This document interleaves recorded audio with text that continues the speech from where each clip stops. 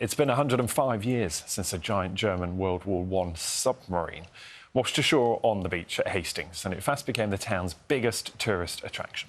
But it is not the only German U-boat to wash up on England's south coast, as our reporter Piers Hopkirk has been finding out.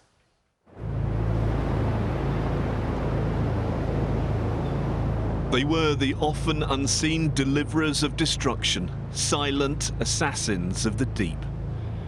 In the First World War, German submarines acquired a terrifying reputation, sinking more than 5,000 ships and claiming the lives of 15,000 Allied sailors. The submarine was vilified, and the public were just encouraged to hate and to fear. After Germany's defeat, it was little wonder that under the terms of surrender, Britain confiscated the German U-boat fleet. More than 100 subs commandeered by the Allies and taken to Harwich. But while these trophies of war were destined for scrap, this was just the beginning of the story for one submarine and the Sussex town that briefly became home. U-118 was being transferred to France when it broke free in the Channel in stormy weather, beaching itself on the seafront at Hastings. It is hard to fathom just what an extraordinary sight this would have been for people here to wake up to back in April 1919. This colossus of the deep washed up here. It was more than 80 metres long. It weighed more than 1,100 tons. The sea had unwittingly gifted Hastings a giant new tourist attraction.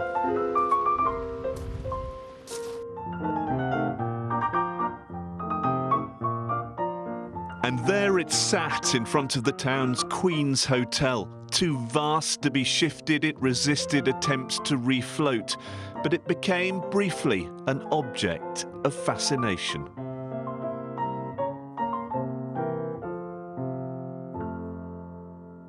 Over the Easter weekend, people were coming down, having their photographs taken in front of it, and eventually people were, looking for tours on board. And the Admiralty, they actually allowed Hastings to charge people for these tours on board, and all the fees they went towards a fund for the local heroes coming back from the First World War.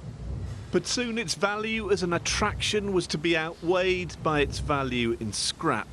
In the end, it was stripped down and sold. Legend has it that buried deep under the shingle, some still remains. In fact, in the southeast, people had already been given a flavour of these remarkable craft. After its capture off Harwich in 1916, UC5 was brought to Sheerness, and there she was shown off to assembled media. There was a huge propaganda coup for the British, and the weapons, the mines were, and the submarine were put on display to huge crowds of people. But while there's little tangible evidence of those two craft today, there is another World War I submarine lurking here in the southeast. For more than a century, it's been stranded on mud banks near the Isle of Grain. But getting to it is quite an operation.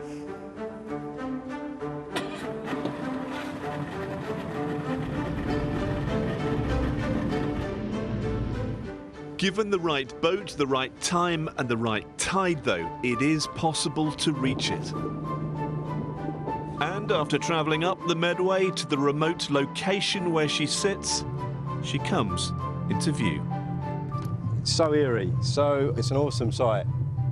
It's just so peaceful. There's nobody comes here, and here she is, just laid to rest on the shore.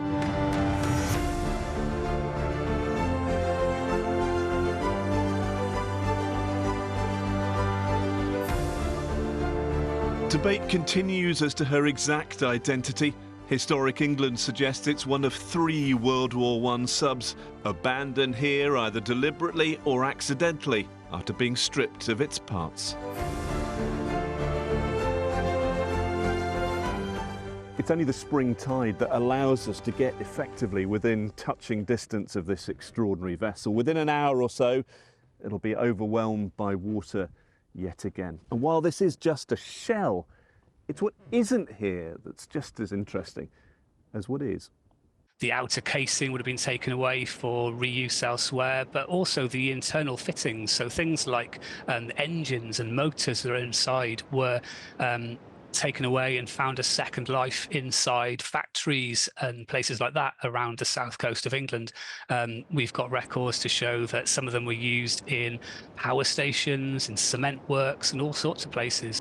Gutted and now quietly corroding, this U-boat serves as an early example of recycling.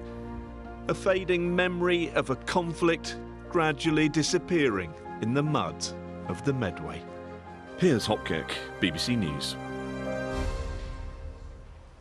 How cool is that? And incredible to get so close. I know it's because of the tides, but Touching distance. yeah, amazing. Amazing to see it there.